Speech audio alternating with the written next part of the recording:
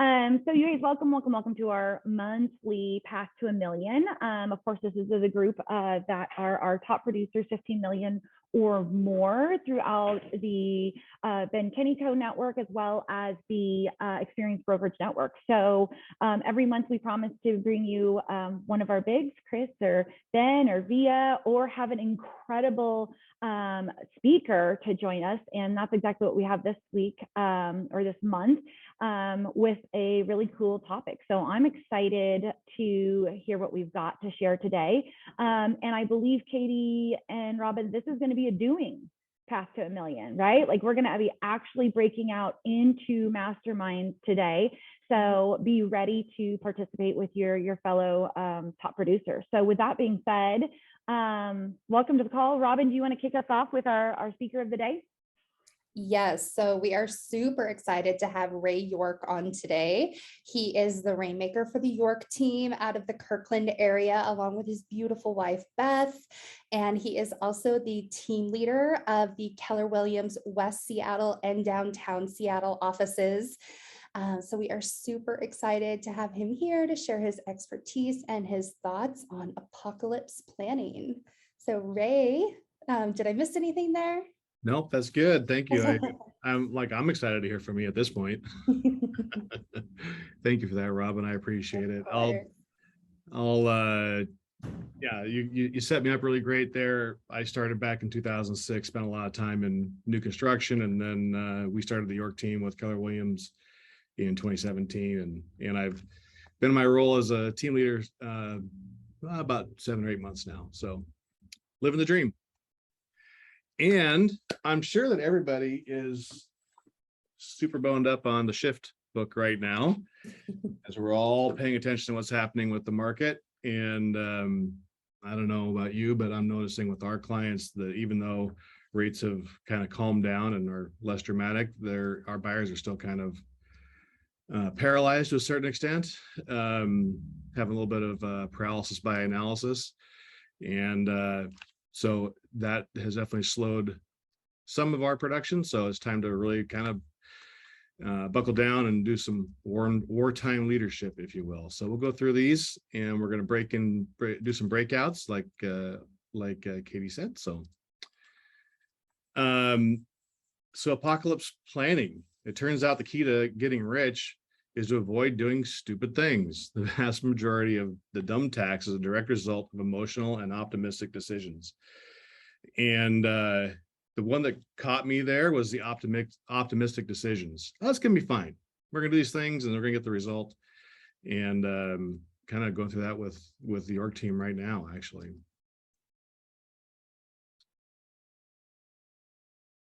So as we go into these, we're going to, like we said, go into breakout rooms.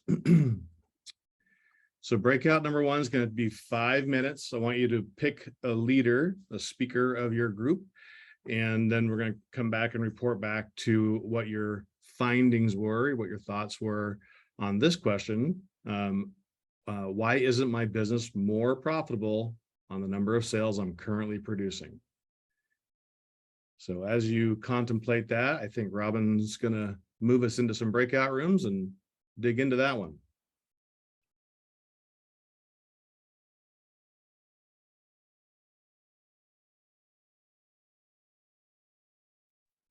So we're feeling like you guys had some pretty good conversations because everybody's clock ran out. So I think we had 2 rooms. Is that right, Robin? Yeah. So who's our speaker for David, Kristen, Michael, and Molly?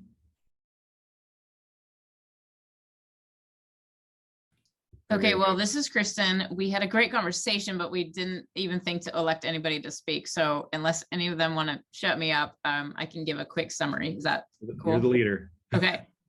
So none of us actually are doing anything different. So the question being, why isn't my business more profitable? Sounds like all of us run pretty lean ships to begin with not a lot of fluff and costs. So realistically, if your sales are going down, obviously that profit would go down, but is a percent in the overall thing, right? So it sounds like all of us are pretty much doing the same old thing we've always done and expecting excellent results, because the people that are new to the industry and haven't been through a normal market, right, they're the ones that are going to fall out and fall off. And then that leaves the rest of us to continue doing on what we've been doing. So that's a really good question. And you made a good statement there. So if we're doing the same things we always did, are we going to get a different result? So, I mean, we all want to think that we're running lean. And we're gonna dig into some of our costs here in a little bit, but we have to shift our mindset a little bit too. Are we absolutely running as lean as we can and still function at a high level, right? Well, and are you cutting costs in the appropriate places when maybe in certain places you should be spending more money, right? And figuring out where that should be. Absolutely. And yeah, we're going to dig into that. That's good stuff. Okay. In room 2, Blanca, Elizabeth, Leslie, and Mel. Who wants to speak for that group? They asked me to speak, and I will this time, but next time they're going to speak. So we had an interesting conversation because our agent said that their units are down, but they're actually getting more profit per unit right now because of their sales volume, which has in many cases exceeded the actual appreciation for the area. So profit per unit has gone up, but then we transitioned into a conversation of, and what do we expect that to look like in the time to come as days on market go up, as we have to spend more time, energy, and money on marketing, carrying, and holding that listing. So the consensus for us is right now it looks pretty good on our unit, our profit per, and probably need to look at some techniques that we can continue to maintain that or improve that moving forward. Brilliant. And that, I mean, really our profit is a trailing indicator, right? That's something that happened a month ago or a few weeks ago, or really a listing or a contract that we entered into 30, 45 days ago, if not longer. So yeah, the profit indicator is a trailing indicator. And your group made a really good point. And I'm experiencing this with your team, is we have two listings right now that are normalized, if we will. You know, they didn't go off the market in 5 days. They didn't have multiple offers. Both of them have now had reductions, and a cost that we just haven't really had to think about over the last couple of years is, now that we own this for 30 days or 60 days, it costs us money. We're going to put more marketing dollars into it. So great stuff. Okay.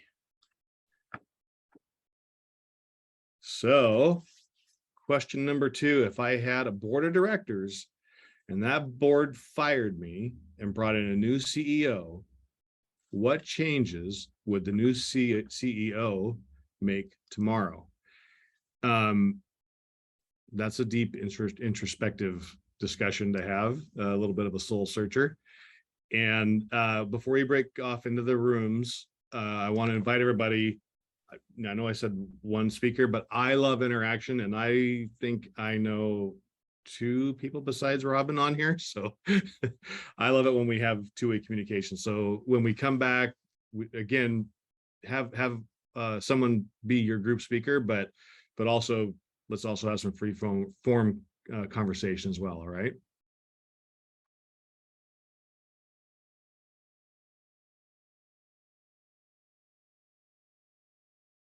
All right. So I'm going to pick on you, Kristen, because maybe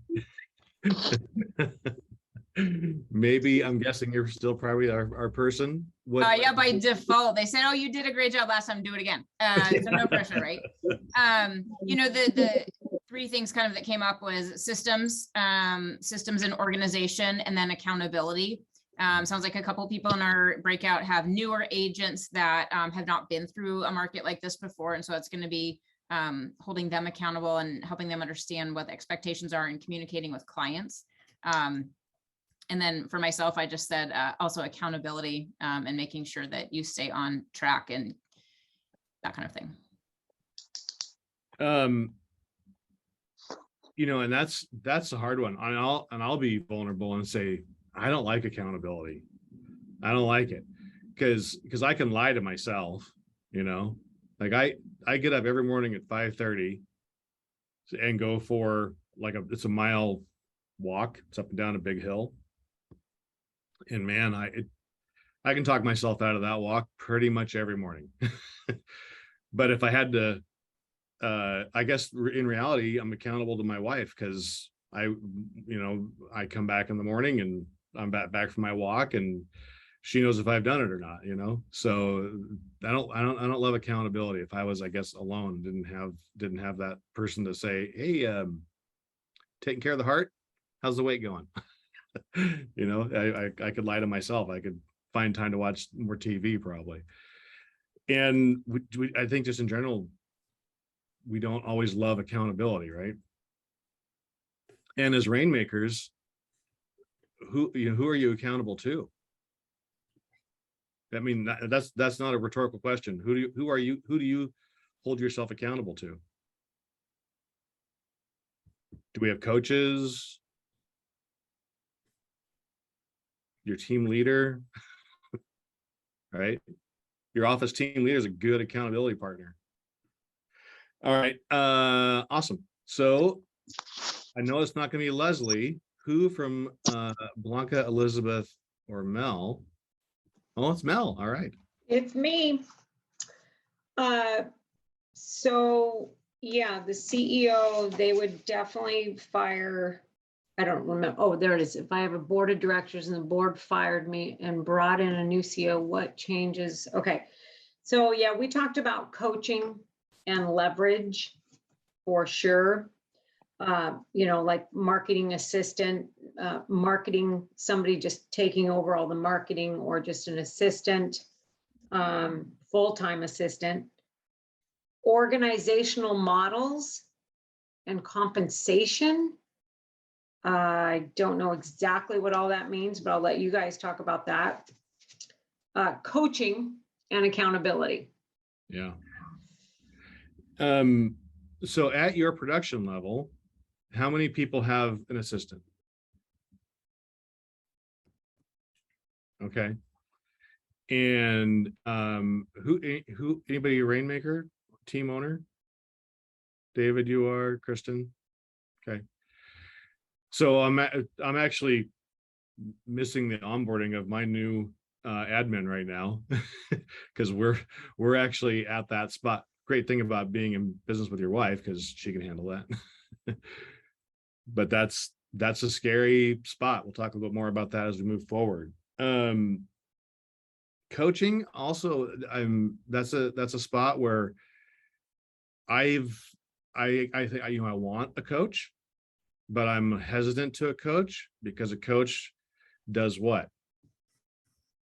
They press you, they push you, they hold you accountable. Exactly right. You can't lie to the coach. I mean, you can, but you're just lying to yourself, right? So coaching is a super important thing, and I know that all of our brokerages have coaching programs, and the PC is not just for new agents.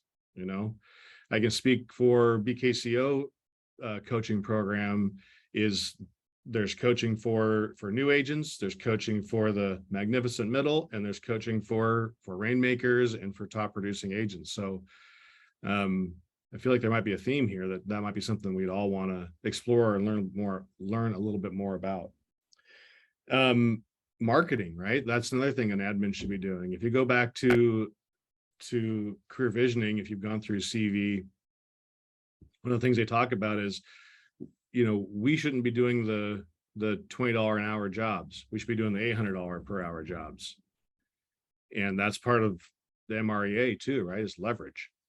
So, all right, good. Great stuff. And like I said, I think that's one of the anything that's more introspective. Like if I had to fire myself, why wouldn't I be doing it already? Whatever that thing is. All right. So our next one.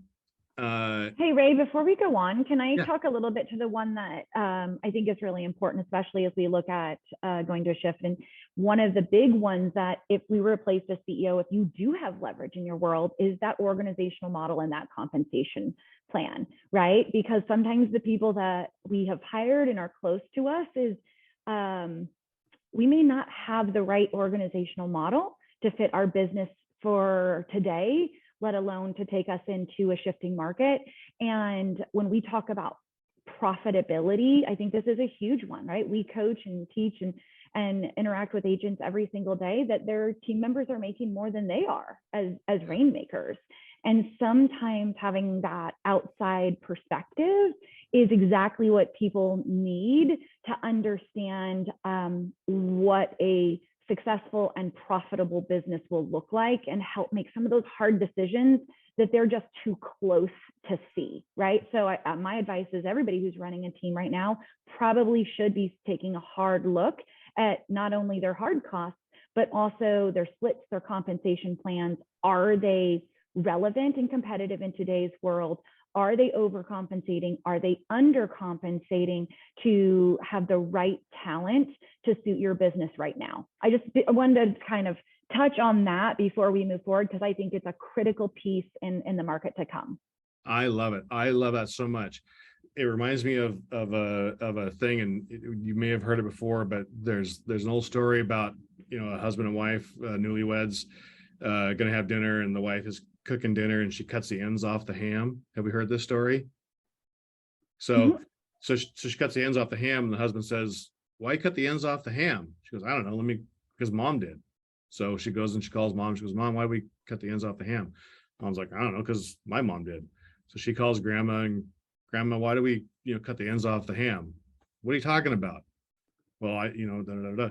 She goes, "I cut the ends off the ham because my pot wasn't big enough to hold the ham." So as we shift, we need to, like Leslie says, really look at our business model and our structure, and are we doing things the way we used to do them because we used to do them that way?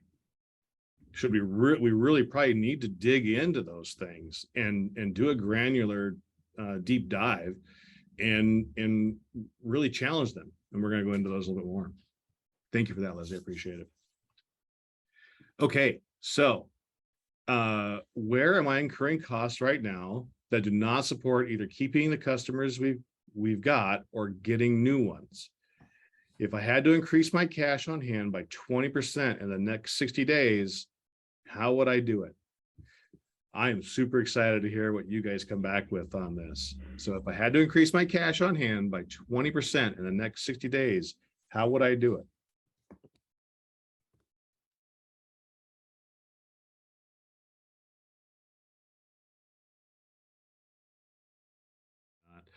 Okay, so I went to room 2. So I'm gonna pick on Kristen again just because it's fun. Okay, well, pick on me all you want. So again, we all run, the 4 of us run pretty lean in terms of business expenses. We're all very sphere-based, it sounds like. And so continuing to do our pop buys and our touches and all the client events, that's important to us. So what we talked about is looking at your personal costs. And if you keep your business costs where they are at, so you can continue to make more money and continue your business, where can you cut back personally to make sure that you've got enough on hand for everything you need? So there were some examples of not doing remodels, which I didn't agree with. I really want to continue my remodel, but looking forward and making sure, can you afford your assistant? Do you have the money to pay your taxes and all of that? So putting your business first is really important. So how does that put 20% more cash in your pocket by the end of 60 days? None of us had an answer to that. So we're looking for you of that, Ray. Tell us, please. Credit cards? No. I mean, I'm speaking truth, like we all thought it. Is it Jason Abrams who always says there's 2 ways to increase margin or increase profit? One is to increase revenue and the other is to reduce costs. So, I mean, that's really that's where the rubber meets the road. Is if we're running lean, then how are we going to create more revenue, right? Ben had the chance to be with Ben last week, and one of the nuggets that I took away from that was, if we're going to have a 30% adjustment in the market, how are we going to offset that 30%? We're either going to have to add 30% more agents if we're on a team, if we have a team, We're gonna have to add 30% more transactions, probably listings. And honestly, listings are a little easier to come by these days as everybody shifts towards the buyer. That's great. So that, yeah, at the end of the day, you do more and you spend less. That's how you do it. Leslie, I'm gonna go ahead and, I mean, I was there, but I'll let you go ahead and chat about what we discussed. Yeah, sure. And I think you kind of hit it on the head, as most of our agents were running really lean as well. So for those that still felt like they had opportunity to analyze expenses, was make sure that everything has an ROI. Of course, rightly, we talked around farming and making sure our farms have an ROI, and then creative ways that we could cut expenses in those farms that may not be direct mail. And then once we hit the point where we have really cut and as much as we possibly can, and some of our agents have because they've been through a market shift before, then really looking at the revenue options. And the two that we really focused on was shifting more of our business from buyers to listings, where we control that commission amount. And then, of course, just doing more units in a listing capacity, so that we just have more of what we can control. So that was our biggest revenue push, of increasing by 20% once we've cut everything that we can cut. Yeah, I'll add to that. Elizabeth said something that really challenged me was, if you're mailing postcards to your farm, stop mailing them and start hand delivering them. That's going to save you a lot of money, and it's not going to stop that marketing. So my farm is large, so I'm not walking all of Queen Anne. Just not going to happen. Can I share one thing? I've known Elizabeth a long time. Her farm is very walkable, and anybody who's heard me speak, my farm is farms. I farm rural country properties. So you can't go down people's driveways. You will get met by the German Shepherd or the shotgun. So, but the funny thing was, today I had a listing appointment at 9 a.m. this morning. And if you farm, and sometimes you get the return postcard or the phone call, please take me off your list. I'm annoyed by your postcards. But then today I went in, and it was literally a come list me.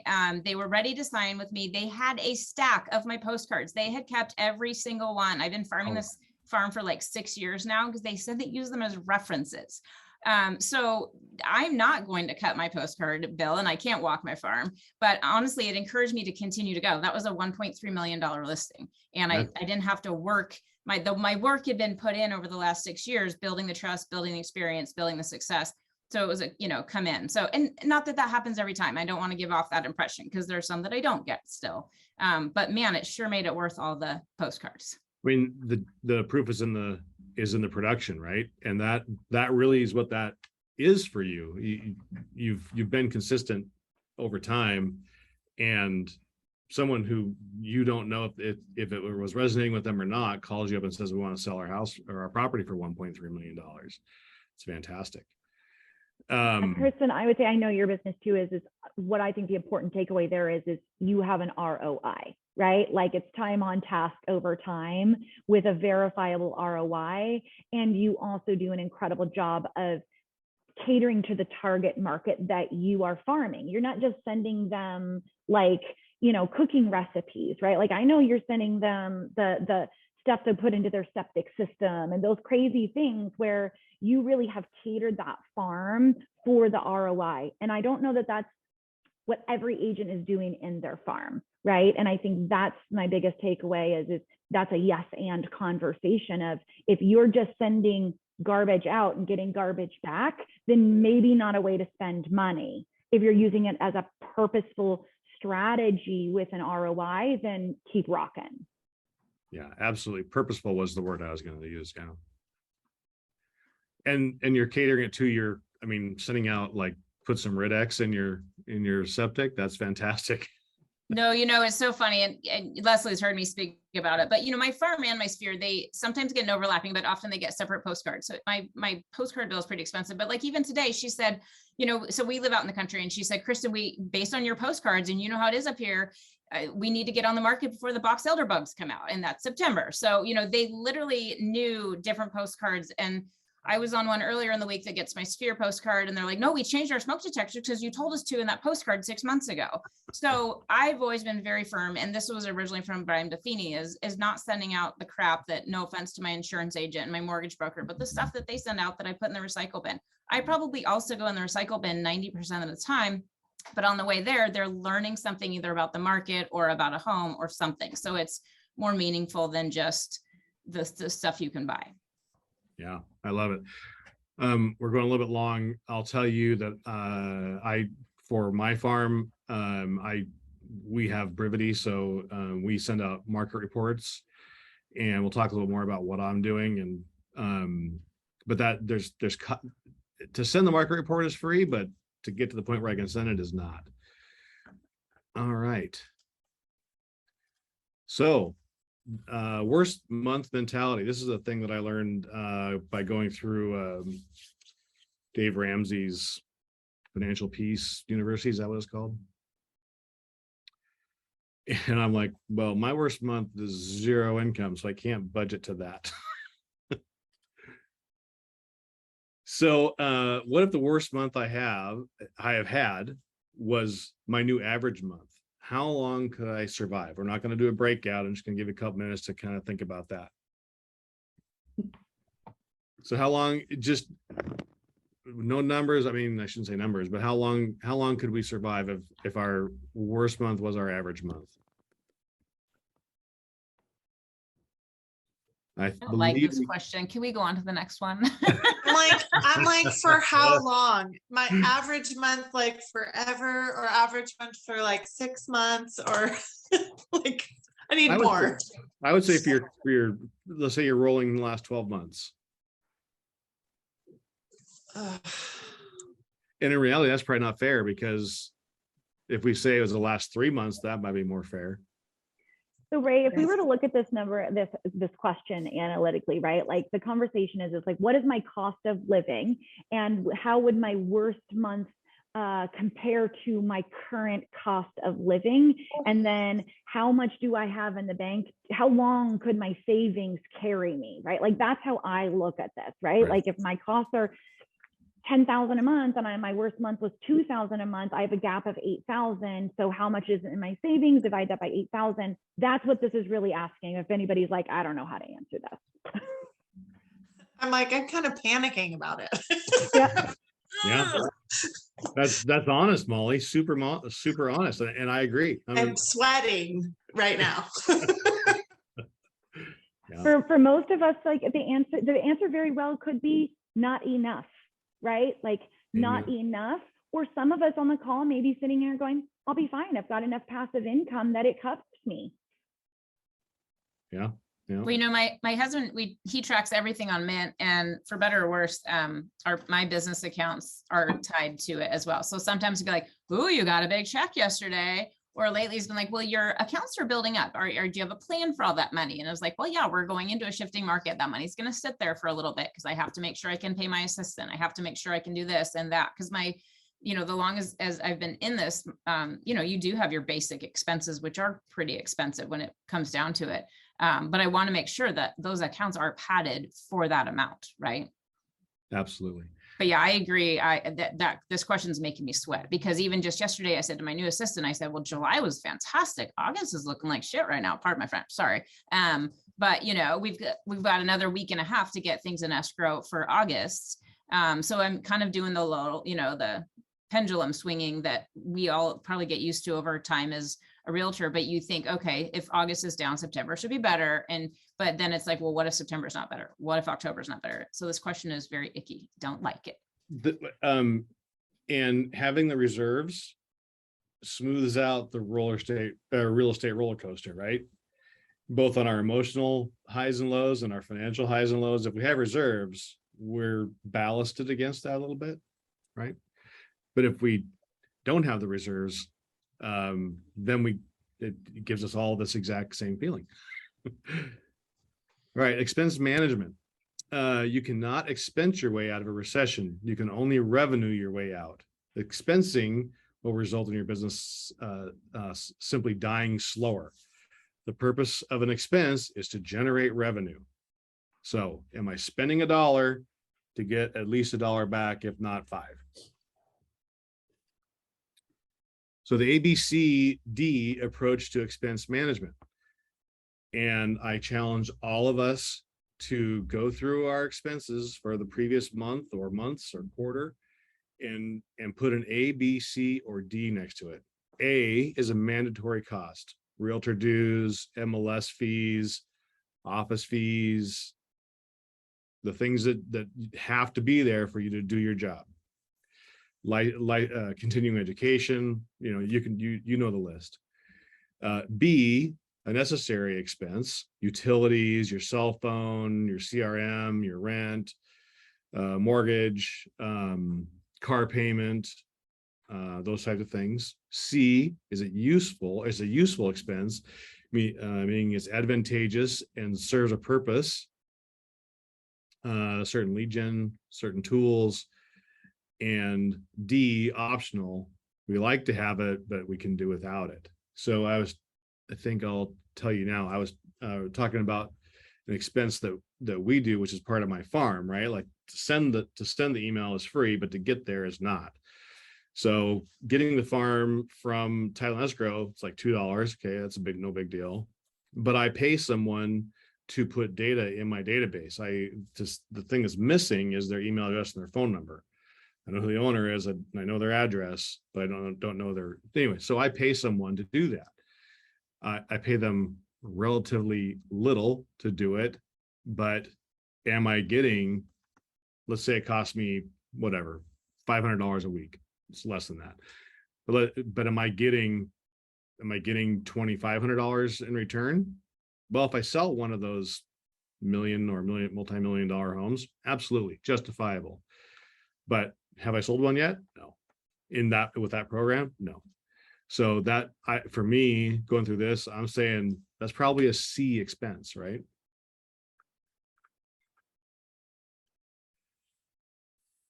If you have another person in your business that holds a solid understanding of the business's operations, ask them to also go through the process above.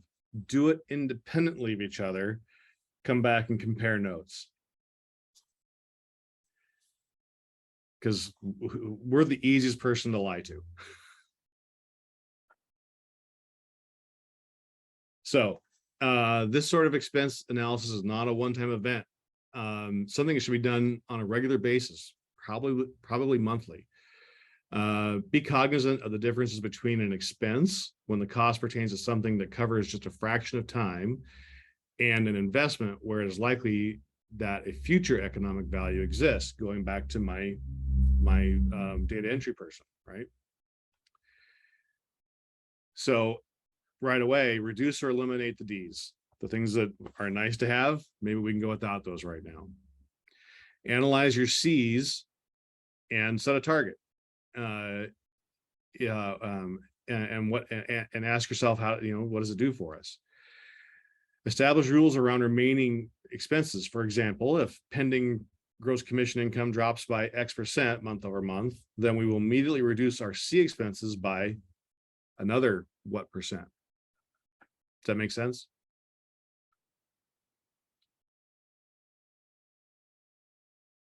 So this is always a fundamental question for myself. Sorry, I moved you all over here to the screen, so I'm looking over there. Anyway, how many deals a month do you need to cover your personal bills? Do you know that number off the top of your head?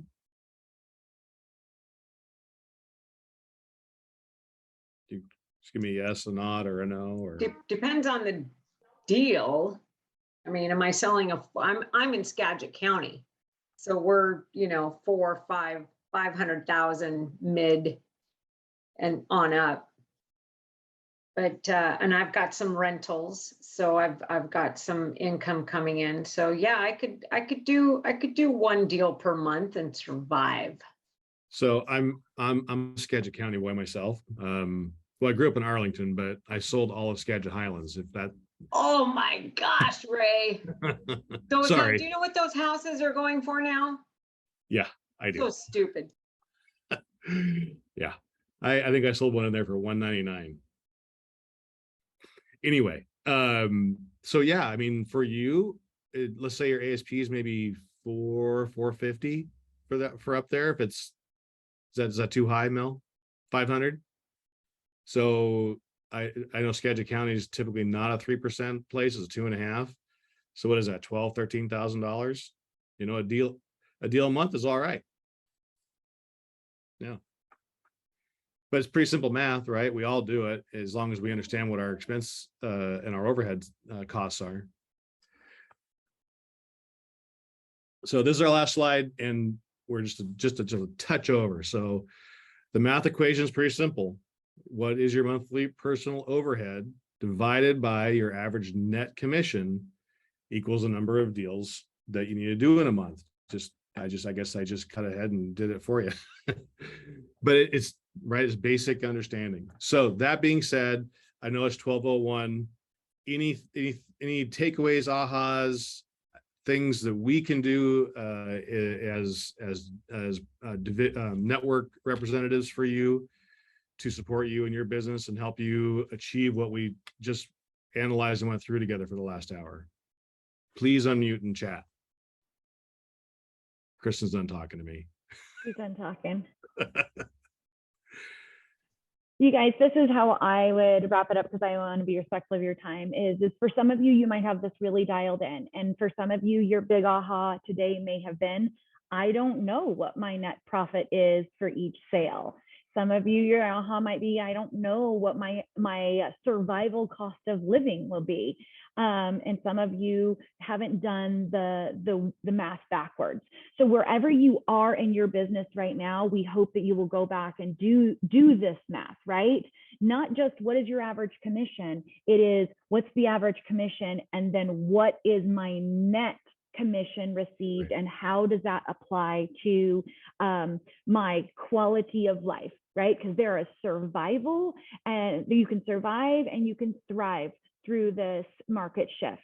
And knowing those numbers will bring peace of mind in a changing market. So that's how I would wrap this up. You guys, thank you so much for joining us. Thanking you for your contribution and talking. And you guys, we'll see you next month for Path to a Million. And I think we've got our next 2 speakers lined up as well. So we'll send this recording out and the wrap up. Ray, special thank you for jumping in today. We do appreciate you. I loved it so much. Thank you, everybody. Thank you. Bye, Have a guys. good day. Bye-bye.